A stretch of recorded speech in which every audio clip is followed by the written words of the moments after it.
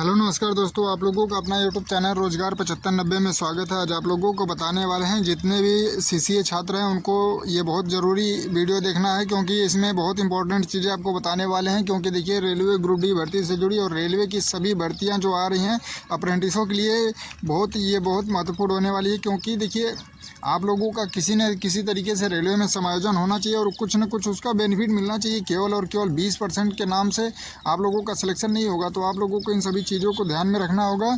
और क्या अपडेट निकल के आ रही है, क्योंकि आप लोगों को पता होगा कि दिल्ली में एसएससी का प्रोटेस्ट और रेलवे का प्रोटेस्ट चल रहा है कि रेलवे रिफॉर्म, एसएससी रिफॉर्म यानी जो भी गड़बड़ियाँ हो रही हैं उसको बदलने की कोशिश की जा रही है, जो भी धांधली हो रही है।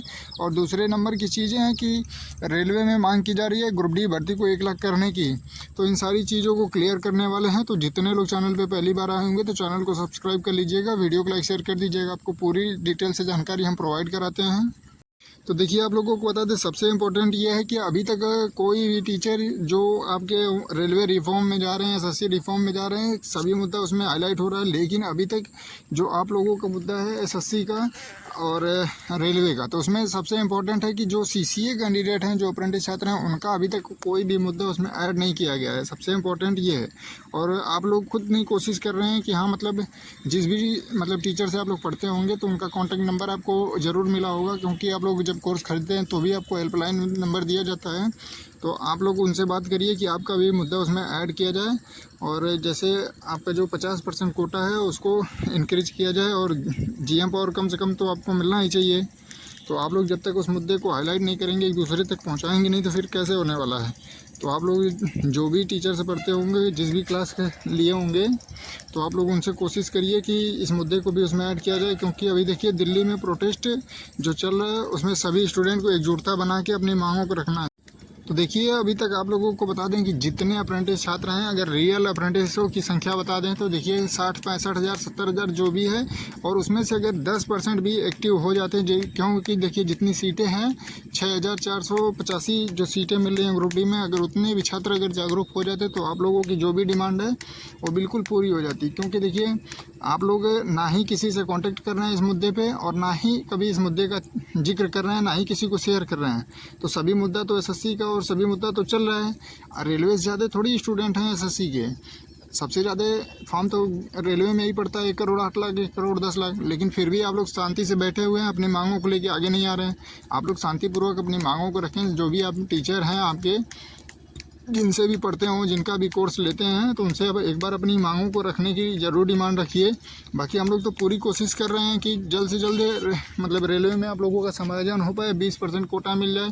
जो 20% कोटा है उसे एलपी टेक्नीशियन में दे दिया जाए। और जो भी ग्रुप डी भर्ती आती है उसमें जीएम पावर के तहत अप्रेंटिसों का समायोजन हो। तो इस तरीके से होना चाहिए कि अगर जो अप्रेंटिस छात्र है, अगर ग्रुप डी की नौकरी ना करना चाहता हो तो 20% उसे एलपी टेक्नीशियन में मिलेगा, तो फिर एलपी टेक्नीशियन में एग्ज़ाम दे के जा सकता है। तो इस तरीके से होना चाहिए। जैसे कि आप लोगों को देखने को भी मिला होगा कि जो डिपार्टमेंटल जीडीसी के थ्रू भर्तियाँ हो रही हैं उसमें 25% रिजर्वेशन दिया जा रहा है आईटीआई और अप्रेंटिसों को। तो उसी तरीके से जो खुली भर्तियां हैं, यानी ओपन भर्तियां जो भी आ रही हैं रेलवे की, उसमें सभी में अप्रेंटिसों को 20 से 25% दिया जाए।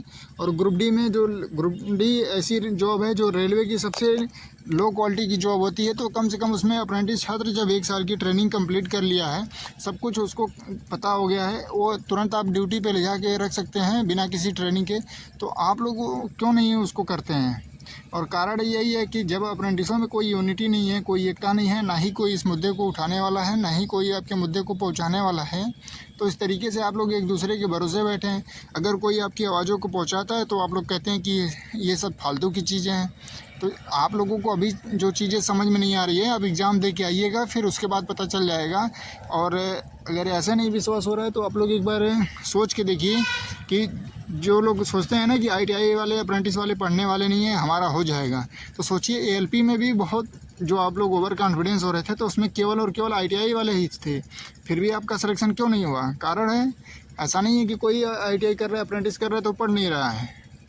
जब आप एग्ज़ाम में बैठेंगे, फिर उसके बाहर होंगे, तब आपको समय और सब चीज़ का कीमत का पता चलेगा। तो ऐसा ना सोचें कि कोई पढ़ने वाला नहीं है, आप 30 नंबर 40 नंबर ला रहे हैं तो ऐसा नहीं है कि आपका हो ही जाएगा। ठीक है, तो कोशिश ये करिए कि जीएम पावर ओटीएस 50% कोटा जो आपका हक है, अधिकार है, उसको लेने की कोशिश करिए। अपनी शांतिपूर्वक मांगों को रखें, संवैधानिक तरीके से मांगों को रखिए। रेलवे मंत्री से, रेलवे बोर्ड से, सभी से डिमांड रखिए। AIRF अध्यक्ष से हम लोग तो कंटिन्यू टच में हैं, वो भी काफ़ी लेटर पे लेटर दिए जा रहे हैं रेलवे को कि किसी तरीके से इनका समायोजन किया जाए। काफ़ी नुकसान हो रहा है अप्रेंटिस छात्रों का, काफ़ी ओवर एज हो रहा है। तो इस तरीके से देखिए, अब जो मौका आया है कि सभी टीचर्स और पूरे देश के सभी छात्र पहुंच रहे हैं दिल्ली, तो आप लोग ना वहां पहुंच के कम से कम अपनी जो बातें हैं उसको सोशल मीडिया के माध्यम से भी तो वहां तक पहुंचा सकते हैं कि आप अप्रेंटिसों का भी मुद्दा उठाइए कि रेलवे 6,000-7,000 रुपया पर हम लोगों को अप्रेंटिस कराता है, और बाद में हम लोग एक उम्मीद में रहते हैं कि चलिए ग्रुप डी में हमको कम से कम नौकरी मिल जाएगी। फिर उसके बाद 5-5, 6-6 साल भर्ती नहीं आती है, और आती है तो फिर उसमें 5,000 सीटें मतलब मिलती हैं।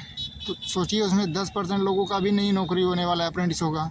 तो इस तरीके से काफ़ी नुकसान हो रहा है। जब आप अपनी बातों को बताएंगे तभी तो, अब हमारे अकेले करने से कुछ नहीं हो रहा है, ठीक है। कोशिश ये है कि हम तो पूरा लगे हुए हैं, पूरे 1 साल से कंटिन्यू आप लोगों की आवाज़ों को उठा रहे हैं, और इसमें तो कोई आप लोगों को चार्ज तो देना नहीं होता है, ना ही कोई चार्ज आपसे ले रहा है, लेकिन फिर भी आप लोग घर बैठे सोशल मीडिया के माध्यम से एक दूसरे को ये जानकारी शेयर नहीं कर पा रहे हैं, अपनी आवाज़ों को नहीं पहुंचा पा रहे हैं, ना बातों को रख पा रहे हैं। आखिर में जो बच्चे घर से निकल के वहाँ जा रहे हैं तो वो इसीलिए तो जा रहे हैं कि जो उनका हक है, अधिकार है, मिलना चाहिए। उनके साथ जो अन्याय हो रहा है वो ना हो, ऐसा तो नहीं। अगर आपके साथ जो हो रहा है उसी तरीके से वो भी सोच के बैठ जाते तो फिर क्या ये दिक्कत होती। तो आप लोगों से रिक्वेस्ट है कि जितने लोग इस वीडियो को देख रहे हैं, जो आपका हक है, अधिकार है, उसके लिए आपको आगे आना पड़ेगा, और हर एक अप्रेंटिस को इस मुहिम में जुड़ना पड़ेगा। तो शांतिपूर्वक आप अपनी डिमांड को रखिए। सभी टीचर से रिक्वेस्ट करिए कि सर अप्रेंटिसों का भी मुद्दा उसमें ऐड कराइए, और सबसे ज़्यादा कोशिश ये रही कि ग्रुप डी की भर्ती इंक्रीज कराइए, ठीक है। क्योंकि देखिए पहले तो मुद्दा चला रेलवे रिफॉर्म का, फिर उसमें आ गया SSC। अब SSC के चक्कर में जो रेलवे का मुद्दा है वो बिल्कुल पीछे दब चुका है, उस पर कोई जिक्र नहीं कर रहा है।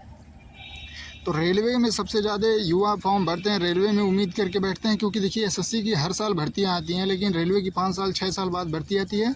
तो इन सभी के लिए आप लोग खुद जिम्मेदार हैं। आप लोगों का जो मुद्दा बिल्कुल पीछे कर दिया गया है, जैसे कि SSC का प्रोटेस्ट उसमें दिखाया जा रहा है, SSC का आंदोलन दिखाया जा रहा है, तो इस तरीके से रेलवे का उसमें जब स्टूडेंट जा रहा है तो उसका भी तो मुद्दा उसमें रखना चाहिए।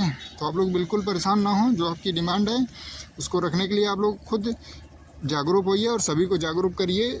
और जो भी दिक्कतें आती हैं आप लोग कमेंट करके बताइए। हम लोग पूरी तरीके से आप लोगों के साथ हैं और पूरी कोशिश कर रहे हैं आप लोगों की आवाज़ों को पहुंचाने की, जल्द से जल्द आप लोगों का रेलवे में समायोजन हो सके और आप लोगों का जो हक है, अधिकार है, वो जल्द से जल्द मिल सके। तो देखिए इसमें सबसे बड़ा सहयोग आप ही का होगा। आप जितना ज़्यादा लोगों को शेयर करके इस मुद्दे पर जागरूक करिए, क्योंकि ये समय जब निकल जाएगा फिर दोबारा आने वाला नहीं है। जो लोग चैनल पे पहली बार आएंगे चैनल को सब्सक्राइब कर लीजिएगा। रेलवे जुड़ी सभी जानकारी आपको देखने को मिलती रहती है। धन्यवाद।